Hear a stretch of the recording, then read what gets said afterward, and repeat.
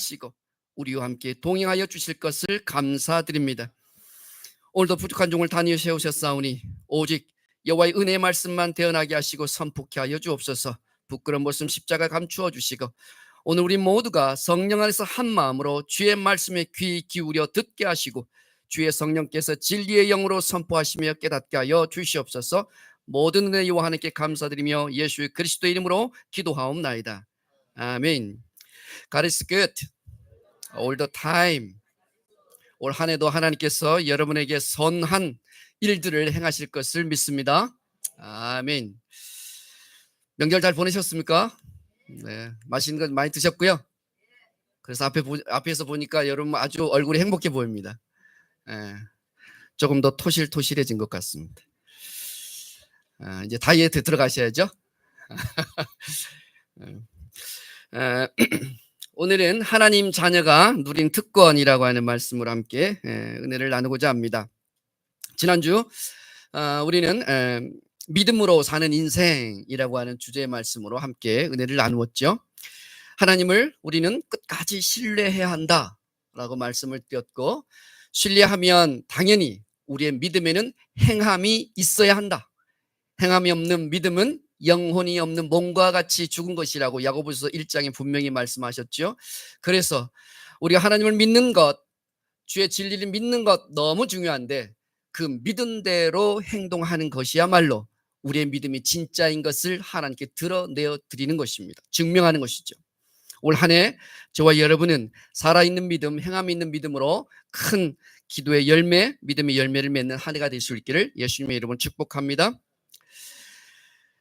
오늘은 하나님의 자녀라고 하는 말씀에 조금 초점을 맞추고, 그리고 그 자녀들이 누리는 특권이 무엇인지 함께 은혜를 나누고자 합니다. 오늘 성경 본문은 요한복음 1장 9절부터 읽었는데요. 12절 말씀을 먼저 좀 함께 보도록 하겠습니다. 슬라이드를 한번 보면 12절 한 말씀 다시 한 목소리로 읽어보겠습니다. 시작. 영접하는 자, 곧 그 이름을 믿는 자들에게는 하나님의 자녀가 되는 권세를 주셨으니. 영접한다, 곧 그의 이름을 믿는다라는 말이에요. 그의 이름은 누굽니까? 예수 그리스도시겠죠. 그러니까 우리가 예수님을 영접한다는 것은 그분을 믿는다는 뜻일 텐데, 여기서 영접하다, 예수님을 영접하다라고 하는 말은요, 헬라어로 람바노라고 하는데, 이건 뭐냐니까 빼앗다는 뜻입니다. 빼앗다. 그리고 가져오다, 취하다, 입다, 이런 뜻이에요. 이 말을 다 포함해서 읽어보면 이런 뜻이 되는 거예요. 예수님을 영접한다는 말은 빼앗고 가져와서 자기의 옷으로 입고 취하는 거예요. 이거는 다시 말하면 거저되는 게 아닙니다. 자연스러운 게 아닙니다. 매우 적극적인 행동을 수반해야만 예수님을 영접할 수 있는 것입니다. 내 안에 있는 모든 거짓된 우상들을 다 토해내고 다 포기하고 십자가에 못 박고 내어놓아야 예수님을 영접할 수 있습니다. 왜냐하면 예수님을 영접한다는 것은 예수님을 내 삶의 구주로, 주님으로 이제 모셔드린다는 것을 의미하기 때문에 그렇습니다.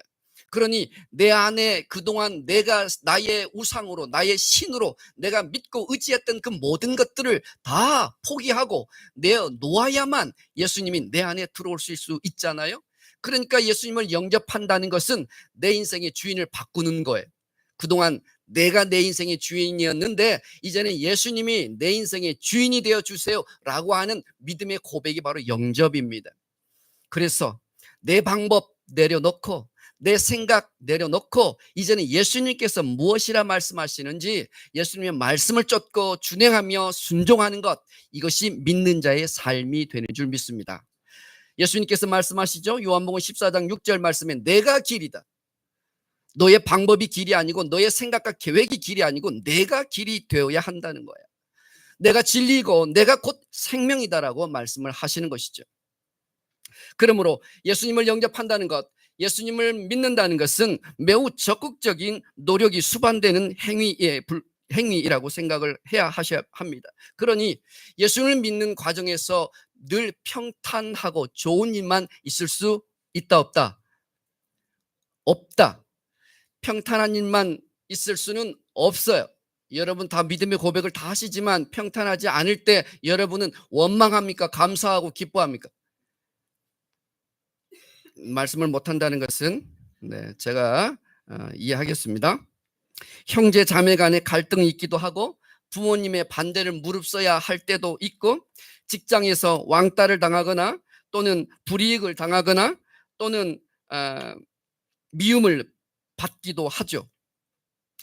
때로는 악한 영의 공격이 심해지기도 합니다. 왜냐하면 예수님을 믿는다는 것은 또 구원 받는다는 것은 생명을 빼앗고 빼앗기는 영적 전쟁이기 때문에 그렇습니다.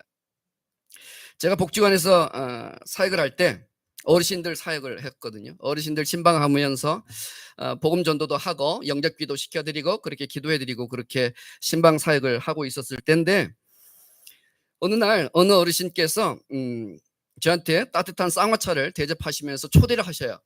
그래서 이제 초대를 받았으니까 갔죠. 따뜻한 쌍화차를 준비해 두셨더라고요. 그래서 쌍화차를 드시면서 먹으면서 이런저런 말씀을 나누는데 본인께서 예수님을 믿고 싶다는 거예요. 그러니까 예수님을 믿고 싶은데 어떻게 하면 되냐고 저한테 묻으시는 거예요. 그래서 제가 방법을 가르쳐 드렸죠. 그러는 예수님을 영접할 수 있도록 안내해드리고 제가 영접 기도를 해드렸어요. 어느 날 저한테 전화가 왔습니다. 그분께서 관장님 그때는 제가 관장이었으니까 관장님 제가 드릴 말씀이 있는데 이걸 말씀을 꼭 드려야 될 것 같아요. 그러면서 하시는 말씀이 저희 집에 한 번 더 오셔야 될 것 같아요. 왜요? 그랬더니 청소할 게 있대요. 아니 청소를 할 일을 왜 저한테 전화를 하시는지 모르겠어요. 그래서 자초지종을 여쭤보았더니 그 말씀이 그 작은 방에 불상이 있다는 거예요. 불상뿐만 아니라 불교 용품이 한가득 있대요. 그런데 그 탁자 밑에는 또 작두도 있대요. 제가 잘못 건드린 거죠. 그래서 그걸 좀 정리해야 되겠다는 거예요. 자기가 이제 예수님 믿었으니까.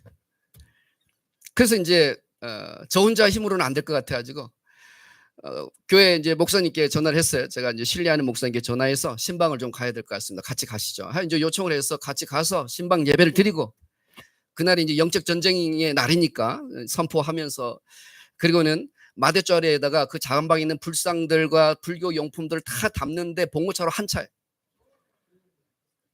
마지막에 작두를 제가 꺼내왔잖아요. TV에서만 보던 작두가 이렇게 생겼구나. 그래서 한 차를 실어가지고 그거를 갖다가 폐기 처분을 해버렸어요. 속이 다 시원한 거예요. 그랬는데 여기서 끝난 게 아니에요. 불상은 치웠는데 그날부터 이 영적인 싸움이 또 시작되는 거예요. 그 어르신한테 자꾸만 귀신이 나타난다는 거예요. 몸이 이곳저곳이 아프다고 또 전화가 왔어요. 그거 어떡합니까? 또 가서 안수기도 해드리고 그리고서는 예수님의 이름으로 대적하고 더러운 귀신들이 이곳에서 떠날지어다 하고 예수님의 보혈로 피를 뿌리며 대적 기도를 해드렸어요. 한참을 그렇게 땀을 흘리면서 기도를 하고 그날 신방을 끝냈어요. 다시 또 전화가 왔어요. 관장님 귀신이 안 보여요. 떠났어요. 몸도 괜찮아요.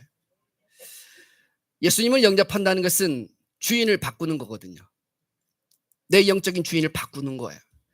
그래서 예수 믿는다는 것은 엄청난 영적인 싸움이 우리 안에 있는 것이 당연한 것입니다.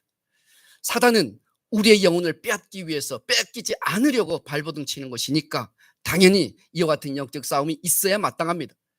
그러나 우리에게 담대한 것은 무엇이에요? 그리스도 예수 안에서 승리가 우리의 것이라는 것을 우리는 알고 있죠. 예수님을 믿고 그분을 내 삶의 주인으로 영접하는 것, 그것은 마땅한 믿음의 싸움이 필요합니다. 그런데 이 믿음의 싸움을 싸울 만한 진정한 보상과 가치는 진짜 있는 것일까? 오늘 성경 본문을 보니까 영접하는 자, 그 이름을 믿는 자들은 하나님의 자녀가 되는 권세를 주셨다고 말씀하고 계십니다. 여기에서 하나님의 자녀가 되는 권세, 이 권세라는 엑소시아라고 하는 헬라어는 다른 말로 특권이에요. 권리예요, 권리. 하나님의 자녀가 될 수 있는 권리를 주었다라고 아예 과거 완료형으로 지금 성경은 선포하고 있는 것이에요. 이게 우리의 영적이고 믿음의 싸움을 싸우는 자들의 보상과 선물인 줄 믿으시기 바랍니다. 하나님의 자녀가 된 것이에요. 하나님의 자녀. 이 신분이 얼마나 놀랍고 영광스럽고 위대한 일인지 우리는 알아야 해요. 여러분 여권 있으십니까? 혹시 비행기 타고 외국으로 갈 수 있는 여권, 주민등록증 말고요. 여권이 있는데요. 여권 지수로 하는 게 있습니다. 여권 지수. 여권 지수는 뭔 뜻이냐면 이 여권을 가지면 비자 없이 그 나라를 입국할 수 있는 나라의 수가 몇 개이냐에 따라서 이 여권 지수 랭킹이 정해집니다. 작년 한 해 우리나라 여권 지수가 세계 2위였습니다. 할렐루야. 미국은 9위입니다. 우리나라의 여권 하나면요 193개 국가를 비자 없이 들어갈 수 있습니다. 이렇게 대단한 나라예요, 우리나라가. 하나님의 은혜지요. 그런데 이 여권 지수가 이렇게 높고 여권에 이렇게 파워가 세더라도요, 이 여권 가지고 천국 갈 수 있어요? 이 여권 가지면, 한국 여권 가지면 천국 갈 수 있습니까? 없어요. 천국은 하나님의 자녀들만 들어가는 곳이에요. 할렐루야. 천국은 어디예요? 하나님이 다스리시고 하나님이 통치하시는 나라가 천국이에요. 천국은 하나님 거예요. 천국은 하나님의 집이에요. 그래서 그 집에 아무나 들어갈 수가 없어요. 하나님의 자녀들만 들어갈 수 있는 곳이 천국인 거예요. 우리 가끔 어릴 때 놀이를 하다 보면 친구들하고 친해지고 또 헤어지기 싫어서 더 놀고 싶을 때 뭐라고 말하죠? 우리 집 갈래? 우리 집 갈래라고 이렇게 이야기하고 초대하죠. 근데 곰곰이 한번 가만히 생각해 보세요. 그게 걔네 집이에요? 그 아버지 집이에요? 생각해보면 그 아버지 집이에요. 저는 한 푼도 그 집에 보탠 게 없어요. 그런데 나는 친구들한테 우리 집 가자라고 이야기해요. 아버지 집이 내 집이니까. 우리는 그렇게 말하는 거예요. 천국은 누구 집이에요? 아버지 집인데 내 집인 거예요. 왜? 우리가 하나님의 자녀이니까요. 대한민국 여권으로도 갈 수 없는 바로 그 천국을 우리는 갈 수 있는 거예요. 하나님의 자녀니까요. 하나님의 자녀가 되었다는 것은 하나님과 우리가 아버지와 딸, 아버지와 아들이라고 하는 부모 자식 간의 관계가 되었다라고 하는 것을 선포하고 있는 거예요. 이게 얼마나 위대한 일입니까? 어떤 종교도 그들이 믿는 신 앞에서 그들이 나의 아버지라고 고백할 수 없습니다. 그 신이 내려와서 우리를 아들 삼아준 어떤 종교도 세상에는 없어요. 오직 유일한 우리 여호와 하나님만 우리의 아버지가 되어 주셨습니다. 부모와 자식 간의 관계는 관념적인 관계가 아니고 매우 실제적인 관계잖아요. 생각해보면 지금 유석이가 왔는데 저 녀석이 이제 태어난 지 1년도 아직 안 됐잖아요. 그러면서도 저 아이를 잉태하고 또 출산하고 지금 100일이 지나는 요 시기까지 키우면서 얼마나 많은 노력과 수고들이 있었겠어요. 우리는 다 지나온 일이긴 하지만 저 부부, 신혼부부에게는 얼마나 매일매일이 긴장이며 또 어떻게 해야 되는지 간절함이 있고 또 뭐 애틋함이 있고 사랑이 넘치고 그러지 않겠습니까? 저 아이가 조금 크면 학교 간다고 또 그럴 것인데 학교 가기 위해서 책가방 준비해야죠. 또 거기에 모든 학용품도 준비해야죠. 학교 또 초등학교, 중학교, 고등학교, 대학교 갈 때 또 얼마나 요즘에 최근에 저 아들 작은 아들 대학교 보낸다고 제가 이 학교 저 학교 수시 시험을 보러 가는데요. 이 아이 입시를 딱 시켜놓고 1시간 동안 그 차 안에서 1시간을 거기서 그 운동장에서 기도합니다. 이 아이가 끝날 때까지 기도합니다. 입시를 시켜놓고 1시간이 걸려요. 많은 아이들이 수험생들이 있는데 그 수험생들을 위해서는 기도하지 않아요. 우리 아들을 위해서만 기도해요. 얼마나 이기적인 아빠예요. 얼마나 이기적인 목사예요. 만일에 거기 수험생 중에 우리 교회 교인이 있었으면 같이 했을 거예요. 30분씩 나누어서. 그런데 우리 교인이 없었어요. 그러니까 저는 마음 놓고 1시간 내 아들을 위해서만 기도했어요. 그 뭐예요? 아버지와 아들의 관계잖아요. 실제적이잖아요. 그렇게 수험생이 그렇게 많아도 내 눈에는 우리 아들밖에 안 보여요. 군인들 군복을 똑같이 입혀놨는데 훈련소에서 6주 훈련 다 끝나고 이제 자대배치 받기 전에 그렇게 수료식을 하는 날도 가보면 우리 아들만 보이는 거예요. 내 조카만 보이는 거예요. 그렇지 않습니까? 이게 관계예요. 이게 관계라고요. 하나님이 우리를 자녀로 그렇게 관계 삼으셨어요. 제가 시골에서 자라면서 가정 형편이 좋지 않으니까 인문고등학교를 가서 대학교를 가는 것을 포기했어요. 일찍 포기하고 실업계 고등학교를 가서 돈을 일찍 벌어서 우리 가게를 꾸려서 우리 살림을 좀 살려야 되겠다, 우리 가정을. 그런 생각을 했더랬어요. 그런데 인문고등학교 이 원서를 써야 되는데 제가 고등학교 원서를 안 쓰니까 선생님께서 오셨어요. 저희 집에 신방을 오셨어요. 그 시골에 오셔서 저희 아버지를 앉혀놓고 저한테 저희 보란 듯이 들으라고 저희 아버지께 이야기를 하시는 거예요. 동훈이가 원서를 안 쓴다. 얘는 공부를 해서 대학교를 가야 되는데 원서를 안 쓴다는 거예요. 근데 이제 제 속사정도 모르고 저는 이제 사실은 빨리 실업계 가가지고 빨리 돈을 벌어야 되는데, 그래서 저희 아버지한테 안 된다고, 얘는 빨리 원서를 써야 된다고 하면서 막 강요를 하시고는 그날 한참 이야기하고 가시는 거예요. 제가 이제 아버지께 말씀도 안 드렸었는데 이 일이 이제 그렇게 터진 거죠. 그러니까 아버지께 드릴 말씀은 없고 너무 송구하고 죄송하고 미안하고 막 여러 가지 망가진 마음이 막 교차하는 거예요. 그런데 아버지는 저한테 한 말씀을 안 하시는 거예요. 오히려 그게 더 죄송하더라고요. 차라리 그냥 혼을 내면 되는데. 근데 제가 이제 무엇을 고민했는지 아버지는 아시니까 그러셨겠죠. 그날 밤 아버지는 한숨을 잠을 못 주무시더라고요. 아들에게 미안해서 그랬을 것 같아요. 이게 아버지와 아들의 관계인 것 같아요. 하나님이 여러분을 포기하지 않고 여러분에게 좋은 것을 주시기를 간절히 원하는 아버지로, 그리고 여러분을 자식으로, 자녀로 삼고 계시다고 하는 이 사실이 저와 여러분에게는 오늘 은혜가 되었으면 좋겠어요. 말씀을 쭉 보면서 하나님 아버지는 어떤 분이신가 쭉 말씀을 보는데, 우리를 광야 가운데서도 심지어 황무지 가운데서도 우리를 호위하시고 우리를 보호하시고 우리를 지켜주신다라고 약속하고 말씀하시는 분이 하나님이세요. 그런데 영원히 우리를 보호해 주시겠대요. 내 육신 아버지는 곧 돌아가실 거예요. 생명이 다하는 그날에 천국으로 가실 것이지만 우리 영원한 아버지 하나님은 우리를 영원히 우리를 지켜주신대요. 이것보다 더 큰 은혜가 어디 있습니까? 이것보다 더 큰 담보가 어디 있습니까? 그 하나님은 졸지도 않으시고 우리를 지켜주신대요. 그 하나님은 무조건 내 편이래요. 내가 틀려도 내 편이고 내가 틀렸는데 그 하나님은 내가 맞대요. 내가 실패하고 내가 쓰러지고 좌절하고 넘어지고 포기했는데 그래도 하나님은 괜찮대요. 넌 내 자식이니까. 무조건 누구 편이다? 하나님은 내 편이라. 이게 제 말씀이 아니고요. 이사야서 118편 6절에 보면 10편 여호와는 내 편이라. 여호와는 내 편이라.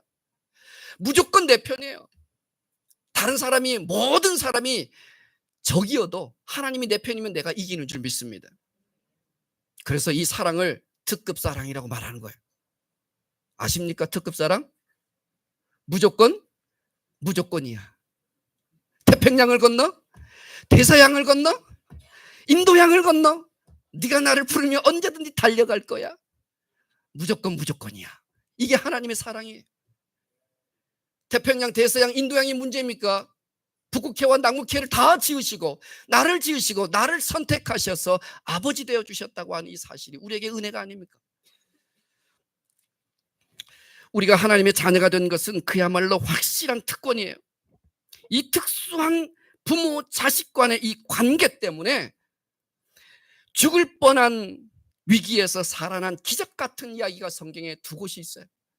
제가 오늘 그것을 짧게 소개하고 마치려고 해요. 첫 번째, 혈루증 앓았던 여인이에요. 여러분, 혈루증은요, 누가복음 8장 43절 48절에 있는데 한번 우리 읽고 지나가겠습니다. 제가 설명해야 되니까. 시작. 이에 12해를 혈루증으로 앓는 중에 아무에게도 고침을 받지 못하던 여자가 그의 옷가에 손을 대니 혈루증이 즉시 그쳤더라. 요 앞절에 한 번 더, 뒤에 있나요? 네. 예수께서 이르시되 내게 손을 댄 자가 누구냐 하시니 다 아니라 할 때에 베드로가 이르되 주여 무리가 밀려들어 미나이다.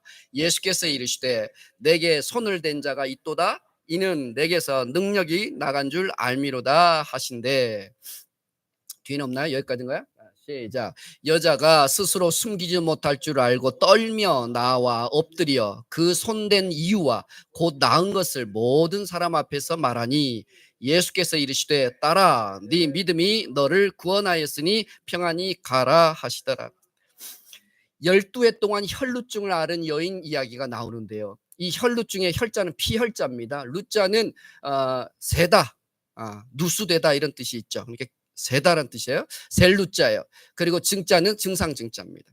혈루증은 피가 멎지 않고 계속 유출이 있는 질병이에요. 요즘 말로 말하면 아마도 자궁에 출혈이 있었던 것 같아요. 그 원인이야 뭐 정황상 자궁 근종이 되었던 다낭성 난소, 뭐 증후군 같은 이런 질병이 있답니다. 최근에는. 그런데 2000년 전 사건이니까 그걸 병명을 정확하게 이야기할 수는 없었을 것이에요. 그런 질병을 갖고 있었던 여인이 있었는데 이 여인은 이 병을 고쳐보고자 얼마나 노력했던지 가지고 있는 모든 재산을 다 탕진할 정도로 이원 좋다 하는 모든 명의들을 찾아다녔지만 고침받지 못합니다. 그리고는 오히려 그 질병이 더 악화되었어요. 그런데 어느 날 예수님께서 지나간다는 소문을 듣게 되었습니다. 이 여인은 선택의 여지가 없었어요. 이 병으로부터 나음받고 치료받고 싶었던 그 마음 때문에 이 무리들을 해치고 예수님의 옷자락을 만져 그 결과가 어떻게 됩니까? 그 혈루증이 깨끗하게 낫게 된 이야기가 오늘 성경 본문입니다. 그런데 여기서 생각해 보아야 할 게 있어요.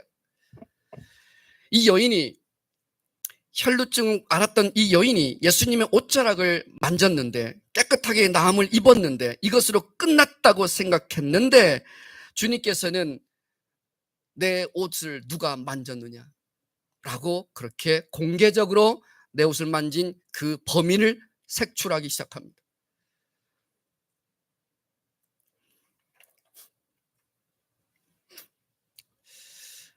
잠시 한번 우리가 이 말씀의 본문으로 좀 돌아가 보면 이런 이야기가 됩니다. 이 여인은 예수님의 옷자락을 만진 그 옷자락, 성경에는 이 옷자락을 그냥 그렇게 표현했지만 헬라어 원어를 다시 찾아보면 이 여인이 만진 옷자락은 예수님의 옷술이었습니다. 옷술. 한번 볼까요? 사진을? 민수기에 보면 그 말씀을 하나님께서 그들에게 옷을 지을 때 그 겉옷에 또는 그들이 쓰는 그런 기도 효리 있습니다. 탈릿이라고 하는데 그 끝자락 내 귀퉁이 옷 단에다가 구멍을 뚫어서 옷술을 만들라라고 이야기했었어요. 그러면서 청색실을 감아 놓으라고 말씀하셨는데 이 말의 의미는 뭐냐니까 그 옷술을 보면서 그 겉옷을 걸칠 때마다 그 뇌 귀 옷단에 달려있는 술을 보면서 하나님의 말씀과 계명을 기억하라는 거예요. 그리고 그 말씀대로 살라고 하나님께서 그들에게 옷을 지을 때 바로 이 옷술을 만들으라고 말씀을 하신 거예요. 그래서 유대인들은 보면 기도쇼울 탈릿과 또 옷술이라고 하는 찌찌뜨 저 끝자락에다가 저렇게 내 귀퉁이의 옷단에다가 저렇게 옷술을 답니다. 그런데 이 옷술에는 비밀이 있는데 경건한 유대인들, 말씀과 계명을 지키는 유대인들의 그 옷술을 만지면 병이 낫는다라고 하는 기록이 있어요. 그러니까 많은 무리들이 유명한 랍비들, 선지자들의 이 옷술을 만지면 자기가 나음을 입을 거라고 하는 그 믿음이 있었기 때문에 그 무리들 가운데 예수님이 그 옷술을 만지고 싶어 했어요.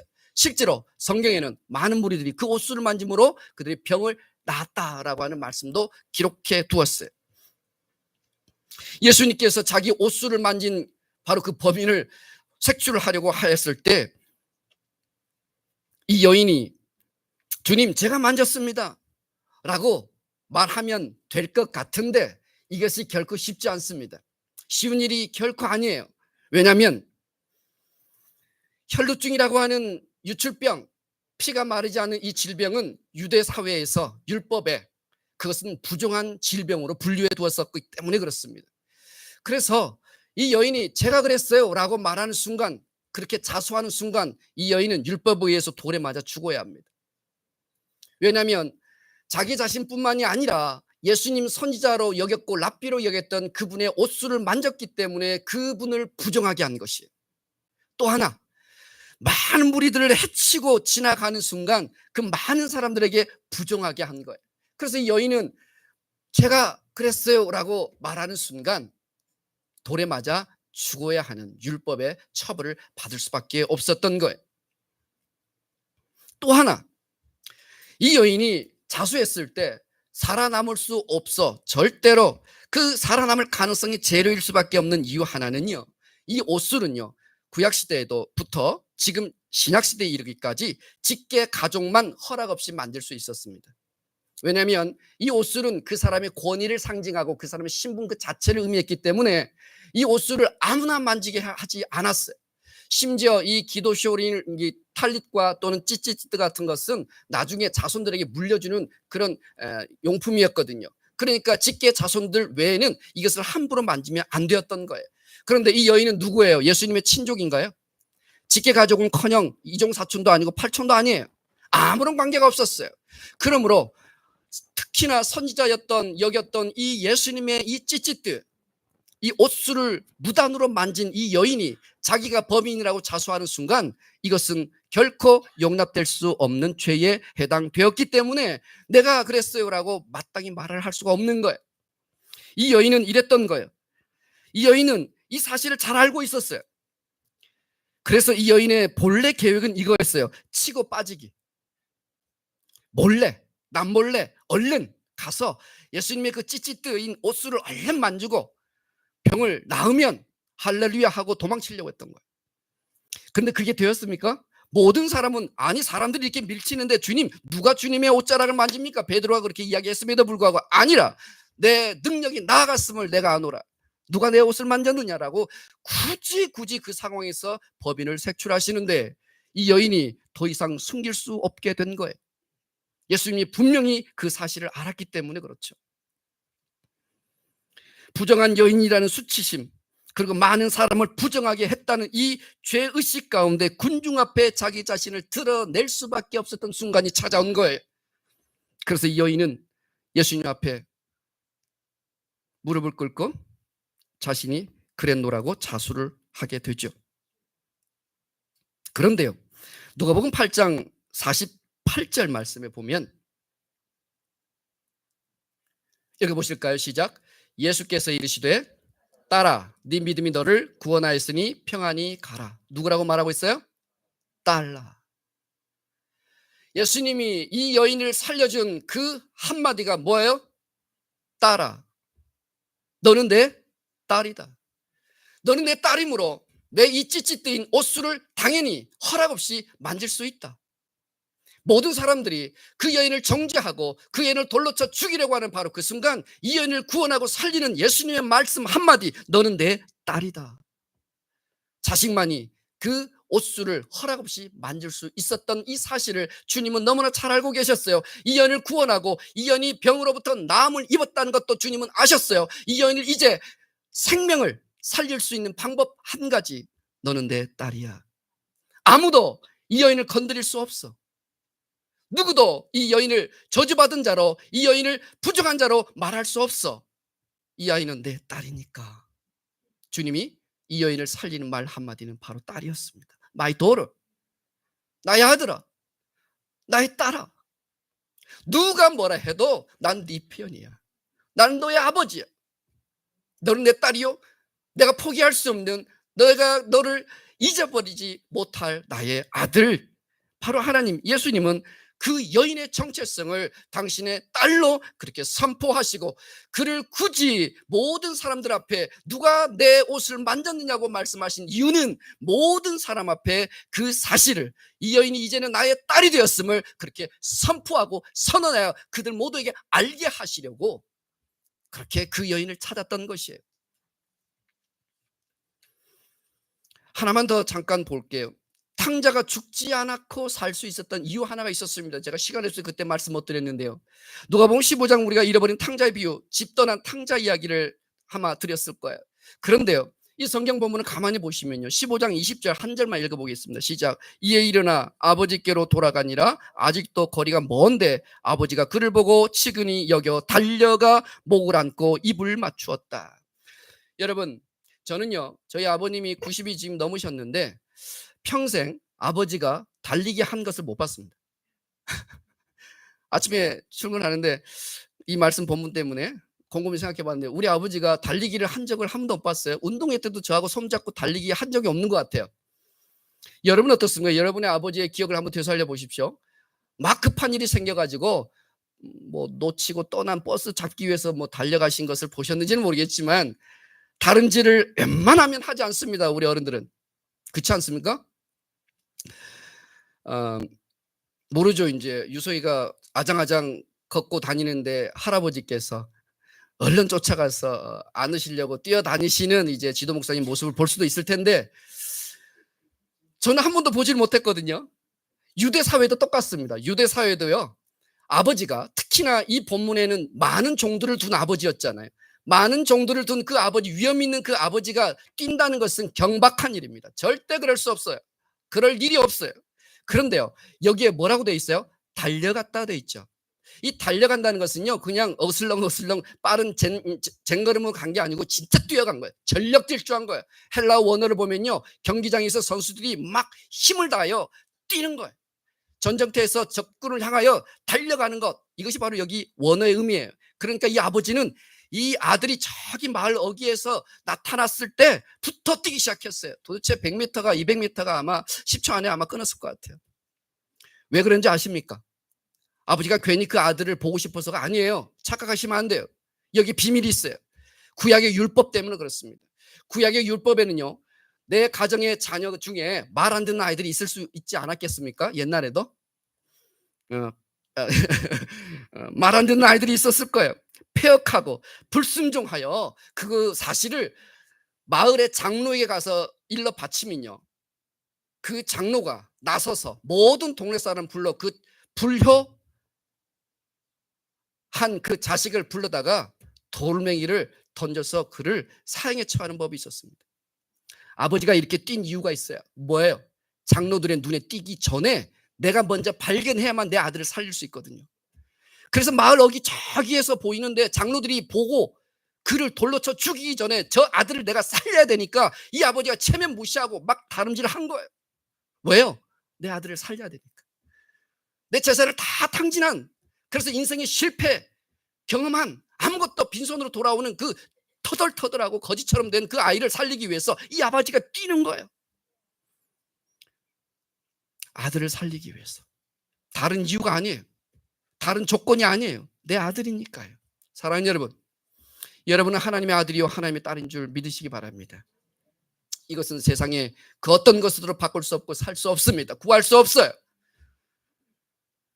하나님이 여러분을 향하여 너는 내 딸이다, 너는 내 아들이다, 내가 너를 구원하기를 원하고, 내가 네가 치유되기를 원하고, 네가 다시 재기되기를 원하고, 너의 그 마음의 소망과 그 꿈을 갖게 하기를 원한다. 난 널 절대 포기하지 않을 거야. 넌 내 아들이고 내 딸이니까. 주님이 오늘 여러분에게 그렇게 말씀하시고 부르십니다. 그리고 초대하십니다. 너는 내 딸이야, 너는 내 아들이야. 사랑하는 여러분, 이 한 해 하나님은 나의 아버지이십니다. 아버지 되신 것을 감사하고, 내가 그 자녀 된 것을 감사합니다. 자녀의 권세, 자녀가 된 이 특권 결코 잊지 않고 자녀답게 이 땅 가운데 주님과 함께 동행하며 살겠습니다. 승리하시는 저와 여러분 되시기를 예수님의 이름으로 축복합니다. 함께 우리 찬양해 볼까요? 이 찬양